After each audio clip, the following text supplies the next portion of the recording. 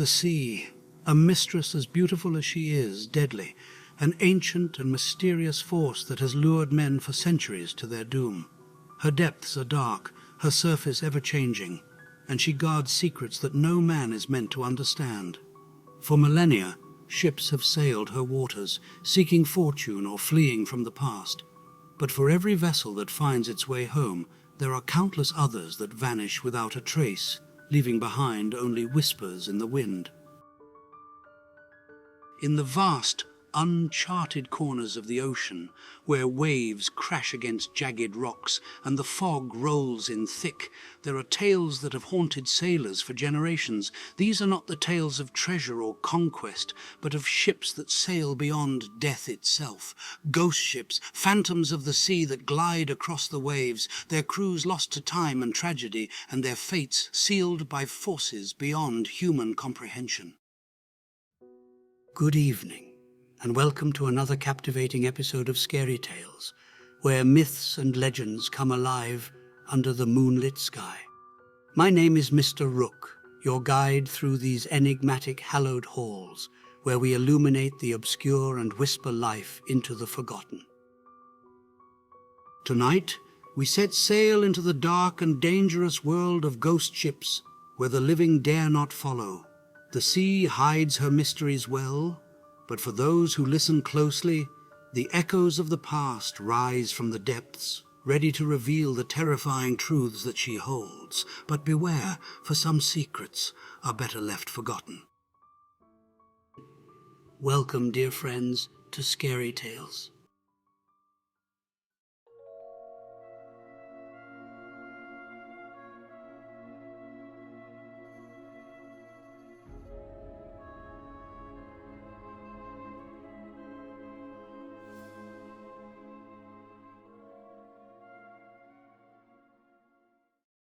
The Flying Dutchman, a name that has long been whispered in fear, a spectre that haunts the minds of sailors and has done so for centuries.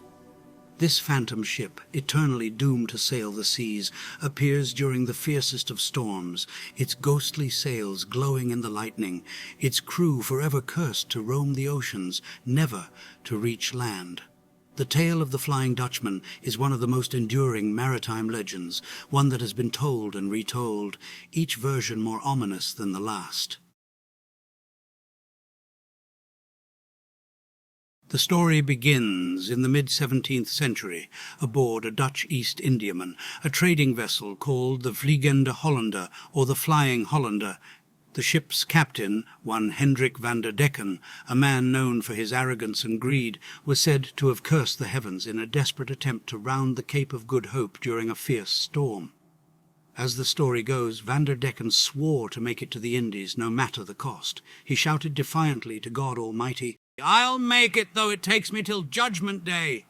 And in that very instant the sea itself responded, condemning the ship and its crew to sail in perpetuity with no port to call home. The Flying Dutchman was lost to time, but her curse was not. Ever since, sailors who've seen the Flying Dutchman in their travels report that the ship sails against the wind, cutting through the waves, her sails glowing with an eerie light, her crew visible but forever silent. Some say the captain's face is twisted with rage, others say his face is as pale as death. The ship appears only in the worst storms, and its arrival is always a bad omen, portending disaster and doom for those who cross its path. Perhaps one of the most chilling sightings occurred in 1881, when Prince George of Wales, who would later become King George V, was aboard the HMS Bacchante, sailing off the coast of Australia. His crew reported seeing a ghostly ship that seemed to glow a menacing red against the darkened sea. The phantom vessel appeared to drift silently, completely still in the water, yet it was visible for several hours before it vanished into the mist. The encounter took a tragic turn hours later, when the sailor who had first spotted the ghost ship suddenly fell to his death, an event many believed to be the curse of witnessing the Flying Dutchman. This eerie sequence of events added further weight to the myth of the cursed ship, solidifying its place in the annals of maritime folklore. Of course, skeptics have long tried to explain such sightings as the result of natural phenomena, the Fata Morgana, an optical illusion that can distort and magnify distant objects, making them appear as though they are floating above the horizon. But even this explanation falls short when considering the repeated accounts of the ship's eerie glow, the crew's sudden deaths, and the profound sense of dread experienced by those who saw it.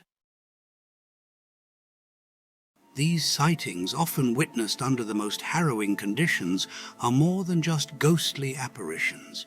They speak to a deep, unsettling truth about the power of the sea and the curse that binds the Flying Dutchman and her crew to its unforgiving waters. The Flying Dutchman is more than a ghost ship.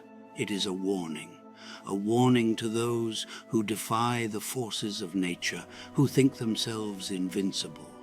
For the sea is not to be trifled with, and those who ignore her fury may find themselves sharing the same cursed fate as the crew of the Flying Dutchman. Unlike the Flying Dutchman, the tale of the Lady Lovibond is one of love, jealousy, and a curse that endures through the centuries. This ship, beautiful and elegant, was once a symbol of prosperity on the waters of the southern English coast. But what began as a love story turned to a nightmare that would haunt the sea for generations. Her name is whispered among sailors not as a warning of storms or treacherous waters, but as a vessel doomed to repeat its final voyage every 50 years. The story begins on February 13, 1748, when Captain Simon Peel set sail from England aboard his newly commissioned ship, the Lady Lovibond. But this was no ordinary voyage. This was meant to be a celebration. Peel had just married the love of his life, Annetta, and had decided to take her aboard his vessel for a romantic honeymoon voyage. This, however, was a fateful decision, one that would ultimately doom both the ship and all who sailed upon her. Unbeknownst to Captain Peel, his first mate, John Rivers, was also in love with Annetta. Watching the joyous couple, Rivers became consumed by jealousy, his unspoken desire twisting into a dangerous rage. Unable to bear the sight of Peel and his bride together, he seized the helm of the ship and deliberately steered it towards the treacherous Goodwin Sands, a notorious graveyard of ships off the coast of Kent. The Lady Lovibond was dashed against the sandbanks, breaking apart in the tumultuous waves. Everyone on board perished that night. The joyous honeymoon turned into a watery grave, the cries of the doomed lost in the howling winds. But that was not the end of the Lady Lovibond. 50 years later, in 1798, sailors claimed to have seen a phantom schooner sailing directly into the Goodwin Sands, yet no wreck was ever found. The ship reappeared again in 1848, 1898, and 1948, each time seen drifting towards its doom, eternally caught in the moment of its destruction. The most recent expected sighting was in 1998, yet if the ship sailed once more, no living soul has dared to speak of it. A ship of love and loss doomed to repeat its tragic fate, whether as an omen, a lingering curse, or merely an echo of the past, no one can say for sure. But when February 13th draws near, sailors still watch the waters, waiting for the Lady Lovibond to sail once more. Off the coasts of New Hampshire and Maine, where the waters are wild and the wind howls like a beast, there exists a place where the living should fear to tread, the Isle of Shoals, a small, desolate cluster of islands said to be haunted by a chilling maritime legend. In these waters, sailors tell of a ghostly galley that drifts silently through the fog, its oars unmanned, yet it cuts through the waves as if propelled by some unseen force. The tale of the ghost galley has its roots in the 17th century, when the waters around the Isle of Shoals were often shrouded in mystery. Sailors would whisper of seeing a large, dark galley, its black sails unfurled, its crew unseen. The ship was said to appear only in the most treacherous storms, when the winds howled the loudest and the sea raged the hardest. But there was always one chilling detail that stood out: no one ever saw the crew.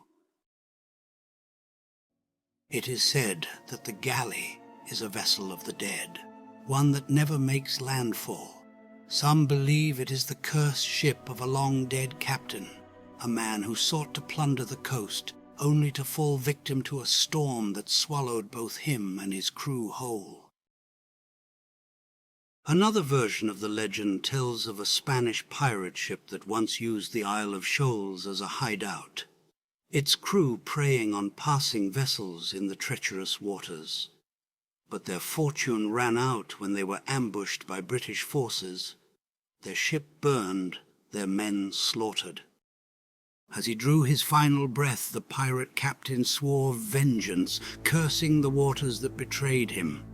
Now it is said that a black-sailed galley roams the sea, forever searching for the British ship that doomed it, its phantom crew trapped in a never-ending hunt for revenge. But the ghost galley's ties to the Isle of Shoals run deeper than piracy and storms. The islands are home to Smutty Nose Island, the site of one of New England's most infamous murders. In 1873, 2 women were brutally killed in a remote fishing cottage, their deaths sending ripples of fear across the quiet coastal community. Some islanders believe that the ghost galley is connected to their restless spirits, its spectral crew not just doomed sailors, but watchers of the dead, a ship that does not seek treasure but lingers to mourn, to guard the island's forgotten souls. Unlike other ghost ships, the galley of the Isle of Shoals does not vanish into the mist. It lingers, watching, waiting, and those who see it often feel an inexplicable sense of dread, as if they too are being counted among the lost. However, what's most terrifying about the ghost galley is its silent voyage, for when it appears it sails without sound. The oars dip and rise, yet no sound of splashing is ever heard. Those who have been unlucky enough to encounter the galley say it is followed by an oppressive silence that hangs heavy in the air, broken only by the screeching of gulls and the crashing of distant waves. No one knows for sure who they are, the silent crew of this spectral galley. But some say that when the ship draws near, it's a sign that death is close at hand, and those who meet the ghostly galley are doomed to sail the seas themselves as part of the cursed crew. Next, we have the legend of the White Ship of England. It is a tale not just of tragedy, but a grim omen, a spectral warning that even those destined for power can be swallowed by the depths without mercy. A ship that was meant to carry hope and royal succession instead became a ghostly reminder of lost potential and the fragility of life. This is no ordinary ghost ship. This is the royal ghost vessel, the White Ship, whose sinking in 1120 would alter the course of English history forever.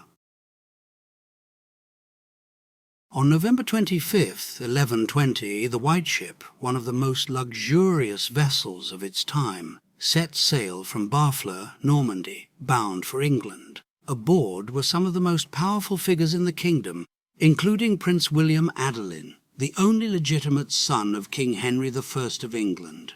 He was joined by noblemen, knights and courtiers, all celebrating as they prepared to return home. But the voyage, meant to be a symbol of prosperity, would soon descend into chaos. The passengers and crew had spent the evening drinking heavily, including the ship's captain, Thomas Fitzstephen. The air was thick with boasting and laughter, and as the ship set sail under the cloak of night, the crew, perhaps too eager to impress the prince, steered recklessly through the cold, black waters of the English Channel. Then disaster struck. The White Ship capsized violently, sending nearly all 300 passengers to their deaths. Prince William, initially among the lucky few to escape in a lifeboat, turned back upon hearing the cries of his sister, a decision that sealed his fate. As the boat neared the wreckage, it was overwhelmed by desperate, drowning men clawing at the sides, dragging him under. His body was never recovered. In the end, there was only one survivor, a humble butcher named Berold, who clung to debris until morning. The White Ship's story did not end with its sinking. The wreck was never recovered, its royal dead never laid to rest, and so the ship refused to disappear.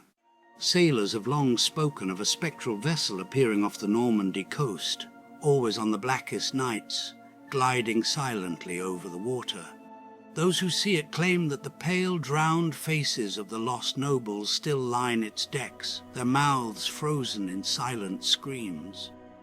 At its bow stands a shadowed figure, Prince William himself, his gaze forever locked toward England, reaching for the throne he never claimed. The White Ship never reaches land, never finds a port. It simply vanishes, swallowed once more by the fog, but those who have seen it do not escape unscathed. Sailors who encounter the phantom ship often suffer misfortune shortly after. Some fall into sudden illness, others lost at sea without explanation. And so the legend of the White Ship became more than a tragedy. It became an omen of death. But was it only a tragedy, or was it something more? Medieval chroniclers believed the sinking of the White Ship was no accident, but rather a curse upon King Henry I and his bloodline. Some claimed it was divine punishment for his tyranny and greed, while others whispered of a supernatural hand guiding the disaster. There were even rumors of a dark figure seen aboard before the ship departed, a hooded spectre whispering words of doom into the night air, a warning or something far worse. Whatever the cause, the loss of the White Ship led to the anarchy, a period of civil war and chaos as King Henry's dynasty collapsed. A curse fulfilled. The sea is haunted not only by ships doomed to sail forever in mist and legend, but also by those whose final voyages ended in silence, abandonment, and horror. Unlike the Flying Dutchman or the Lady Lovibond, these vessels were not merely seen, they were discovered drifting aimlessly, their crews missing or worse. Their stories are not woven from whispers alone. They are carved into logbooks left unfinished, decks left eerily undisturbed, and bodies found frozen in time. Some call them derelicts, others call them cursed, but whatever the truth, these ships serve as chilling reminders that the sea does not always give back what it takes. And now we turn to their stories, tales of vessels lost, found, and forever shrouded in mystery. Among the many ghost ships said to haunt the sea, few are as unnerving as the Octavius, a vessel whose fate remains one of the greatest maritime mysteries. Unlike spectral ships that flicker in the mist, the Octavius was not merely seen, it was discovered, a ship left to drift through the sea like a floating tomb. What made it so terrifying was not merely its empty decks or the silence that clung to its masts, but the horrifying truth that its crew was still aboard, long dead, frozen in time. The legend begins in 1775 when the crew of a whaling vessel, the Herald, was sailing off the coast of Greenland and spotted a derelict ship drifting aimlessly in the icy waters. At first glance, the vessel appeared eerily intact, its hull barely damaged, yet its masts were broken and its sails hung in tatters as if abandoned mid-voyage. The whalers, sensing something was dreadfully wrong, prepared to board. The moment they stepped aboard, they realized this was no ordinary ghost ship. The entire crew was still aboard, frozen solid, their bodies eerily preserved in their final moments. Some sat at their posts, as though still awaiting orders. Others lay in their hammocks, unmoving, untouched by time. The air was deathly still, save for the creaking of the ship as it drifted through the Arctic silence. The most chilling discovery lay in the captain's quarters. There, the frost-covered captain remained seated at his desk, locked in death's icy embrace, His lifeless fingers still curled around his quill, as though he had perished in the very act of writing. Before him the ship's logbook lay open, its final entry dated 1762, 13 years earlier. If the logbook was correct, the Octavius had been drifting, trapped in ice, for over a decade, sailing the seas with a dead crew, its voyage long past the reach of the living. What rendered the Octavius all the more dreadful was not merely its fate, but the doomed voyage it had dared to undertake. The logbook revealed that the ship had originally left England in 1761, successfully reached the other side of the Pacific Ocean, and then, rather than returning via a safer way, had taken a far more dangerous path, the infamous Northwest Passage. For centuries, European explorers had searched for the Northwest Passage, a legendary Arctic route that would connect the Atlantic and Pacific Oceans. Many believed it to be a shortcut to untold riches, but the truth was far more sinister. It was a death trap. Innumerable ships had been swallowed by the ice, their crews lost to starvation and frost. It is believed that the Octavius suffered the same fate. The crew, trapped by unforgiving ice, slowly froze to death, their ship becoming their coffin.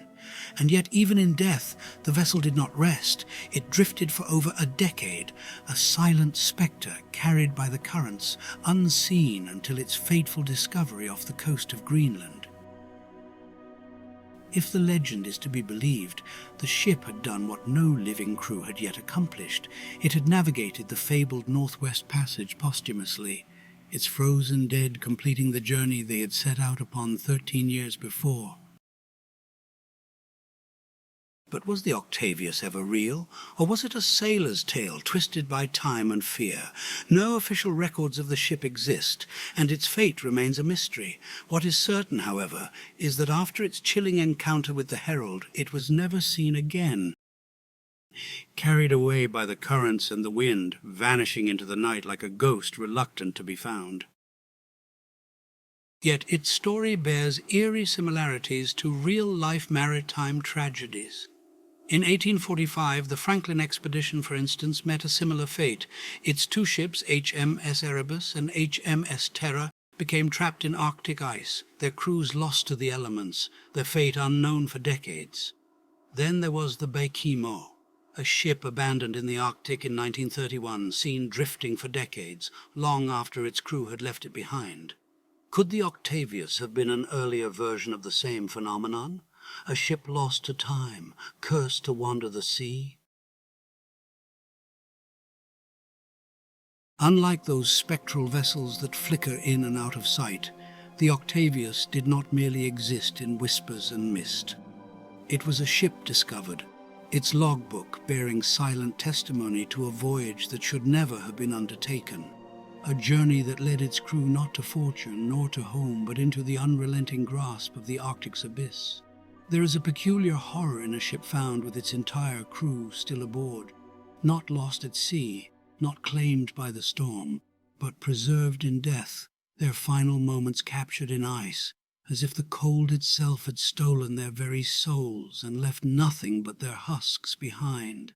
And perhaps that is why the Octavius is spoken of in hushed tones to this day, not simply as a legend nor as a cautionary tale, but as an icy omen from the past, forever drifting through time, waiting to be found once more.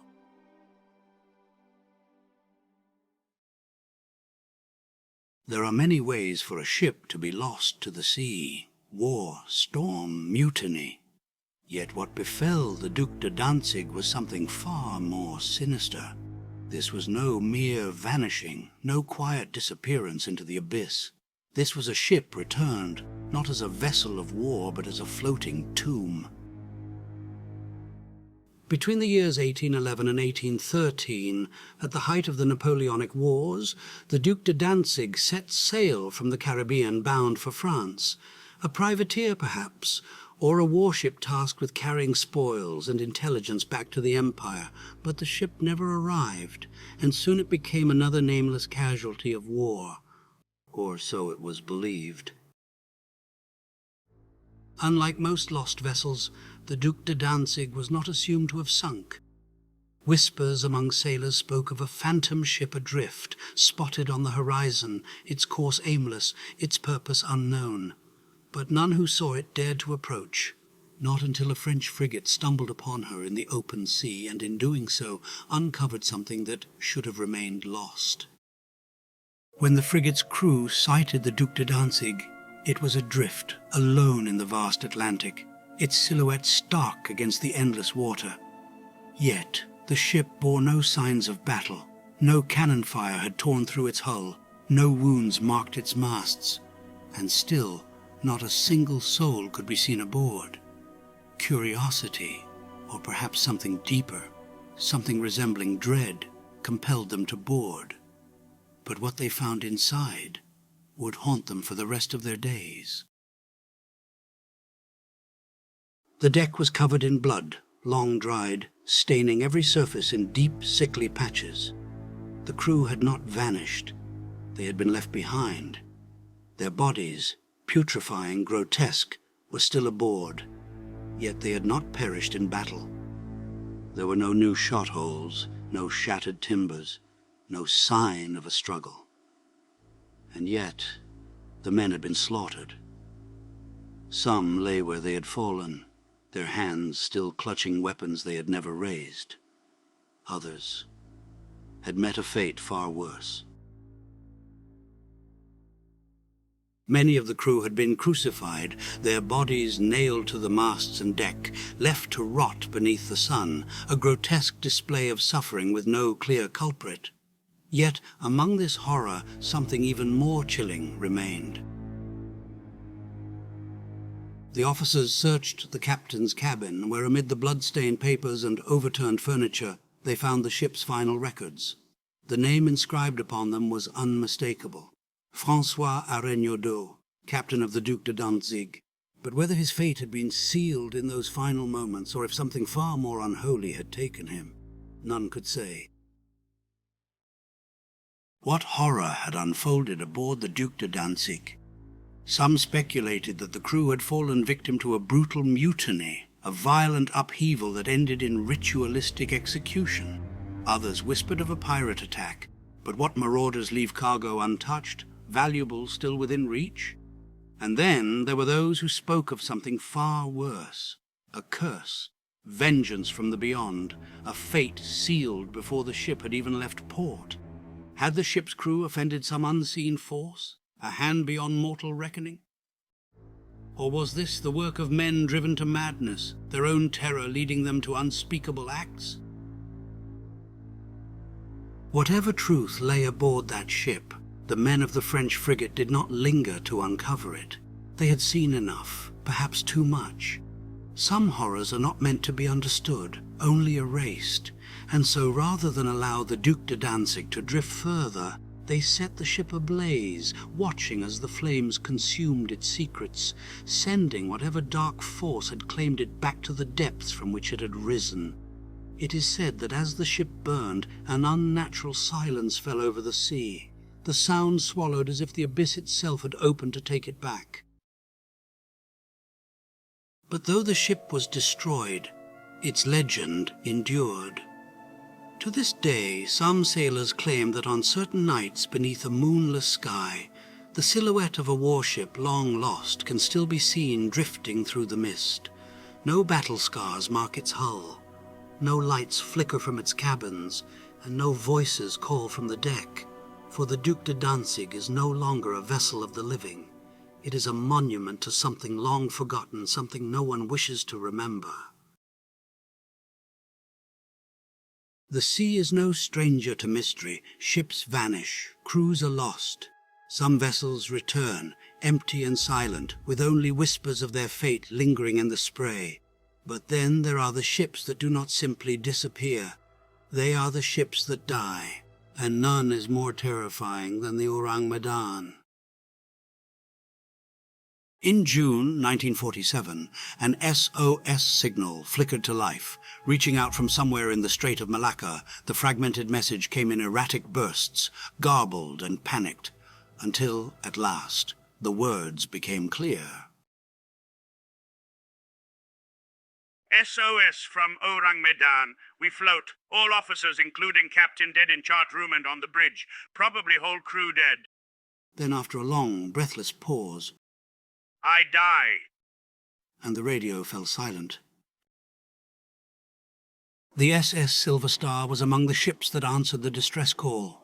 For hours they searched, their eyes scanning the endless horizon, waiting, watching. And then they saw it.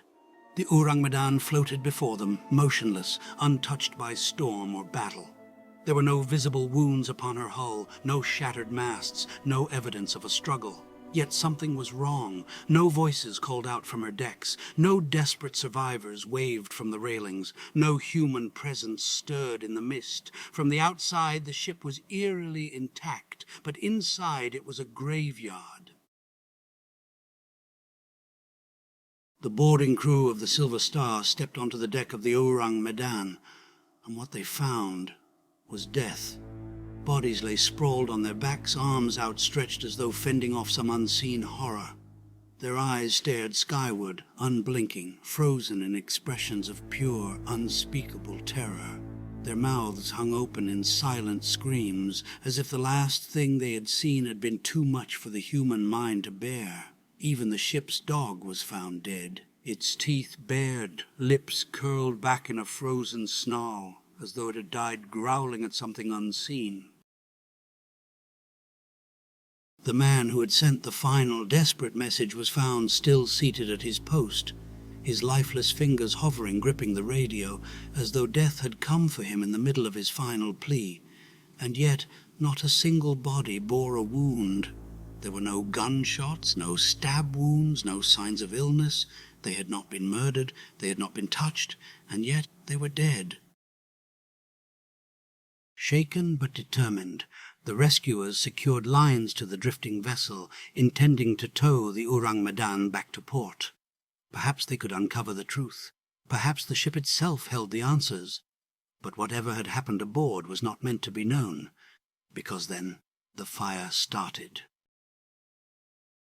Without warning, a sudden explosion tore through the Ourang Medan, flames devouring everything.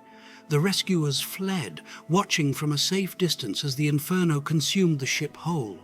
And then, as quickly as it had appeared, it was gone, swallowed by the waves, taking its dead and its secrets to the bottom of the sea.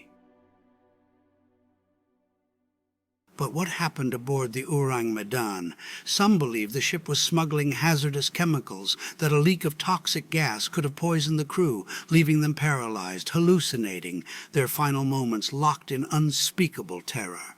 But if so, why the frozen screams? Why the desperate postures, as if they had seen something beyond human comprehension? Others suggest the ship was cursed, that it carried forbidden cargo, relics best left undisturbed, that the crew saw something no man was meant to see, something that did not kill them with force, but with fear itself. A few whisper of another worldly presence, that the men of the Ourang Medan stumbled upon something not of this world, something that shattered their minds before it stopped their hearts. Skeptics argue that the Ourang Medan never existed at all, that it was a fabricated sailor's tale, twisted by time and fear, and yet the distress call was heard. The Silver Star's logs recorded the event, and a ship was found adrift, its crew dead, its fate erased by fire and water. So if it was only a legend, then who sent the call, and whose voice whispered in the final moments, "I die"? As we conclude our journey through the spectral and earthly legends of ghost ships, we are left with more questions than answers. The sea, in all its vastness and beauty, remains an unforgiving, treacherous mistress, its depths hiding secrets too terrible to comprehend. And for those who dare to venture too far, who tempt fate in its darkest corners, the sea may reveal more than they ever bargained for. But perhaps that is the true allure of these ghostly tales, the mystery. For in every ship lost to the sea, in every tale of terror, there is an invitation to explore the unknown, to listen to the whispers of the past, to hear the echoes of those who were lost, and to understand that some stories are never truly over. The sea hides her mysteries well, and perhaps it's better that way. But for those who listen closely, the echoes of the past rise from the depths, ready to reveal the terrifying truths that she holds. So a warning, the next time you set sail into these dark waters, remember this: ghost ships are still out there, and they are waiting for the next soul, be it brave or foolish enough, to answer their cursed call. My dear friends, our tale for this evening has concluded, but our journey does not end here. Visit us again soon. Here in our little corner of the ether, we shall unravel another tale. A story imbued with fear, superstition, and perhaps the occasional sprinkle of fairy dust. We hope you enjoyed tonight's story. Join us again as we delve into the pages of history, folklore, and some things that make us wonder, and perhaps others that make us shudder. Don't forget to leave a like, share, and subscribe to Scary Tales. We're a small channel, but with your help, we'll continue to grow. Together, we'll explore the shadows and the light of the world's most enchanting and terrifying tales. And if you'd like to follow our journey beyond the veil of YouTube, be sure to check out our new page on X. The link is in the description. There we'll share more dark wonders, eerie discoveries, and glimpses behind the scenes of Scary Tales. And for those who truly dare to bring the strange and spectral into their world, keep a watchful eye. The SkaryTales Curiosities Store is coming soon. There, you'll find an ever-growing collection of eerie delights, including haunting art prints and enchanted apparel, each item crafted with a touch of folklore, a hint of shadow, and a flicker of the uncanny. So whether you seek to adorn your walls or yourself with enchanted fairies or figures from tales of old, the Curiosities Store is where your collection begins. Until next time, remember that every tale hides a truth, and every truth hides a tale. Sleep well, and good night.